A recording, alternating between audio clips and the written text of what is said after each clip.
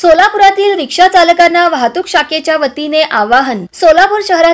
सोलापुरातील सर्व रिक्षा संघटना आणि शहर वाहतूक शाखेच्या वतीने सोलापुरातील वाहतूक शिस्त कसा लावता येईल या विषयानुसार वाहतूक शाखेचे ऑफिस कार्यालयात मध्ये बैठक घेण्यात आली आहे।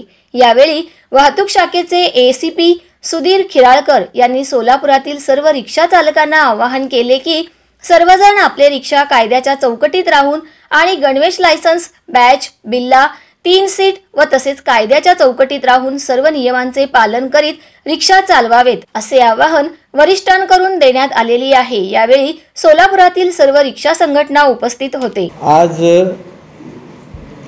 सहाय्यक पोलीस आयुक्त कार्यालय ट्रॅफिक ऑफिस या ठिकाणी शहरामध्ये मोठ्या प्रमाणामध्ये अशी मागणी होत आहे की शहरामध्ये सगळीच वाहतूक व्यवस्था विस्कळीत आहे।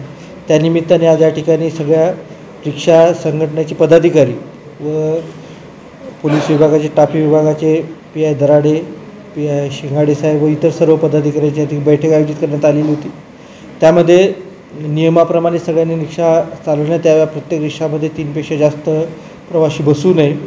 ज्या ठिकाणी ॲटो स्टॉप आहे त्या ठिकाणी ॲटो थांबावे। त्या ठिकाणी जेवढे तुमची संख्या आहे त्याच्यापेक्षा जास्त संख्या तिथे लावू नये। प्रत्येक ॲटो चालवणाऱ्या लोकांनी आपले दस्तऐवज कागदपत्र हे अद्ययावत ठेवावेत। प्रत्येक ॲटो चालकांनी ड्रेसवरच ॲटो चालवावा अशा प्रकारच्या सगळ्या सूचना दिलेल्या आहेत।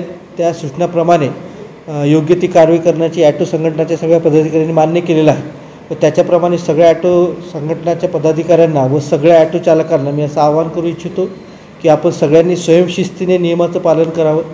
जर या नियमाचं पालन केलं नाही तर पोलीस प्रशासनातर्फे त्याच्यावरती योग्य ती कारवाई केली जाईल, कायदेशीर कारवाई केली जाईल। धन्यवाद। कारवाई आता एक सगळ्या लोकांचं म्हणणं होतं की हा मेसेज जाईपर्यंत आपण काही वेळ द्यावा, तर एक 8 दिवसाचा वेळ आपण सगळ्या लोकांना द्यावा त्यांच्या माहिती पोहोचेपर्यंत। पण त्याच्यानंतर मात्र सगळ्यांवरती योग्य ती कायदेशीर कारवाई करण्यात येईल।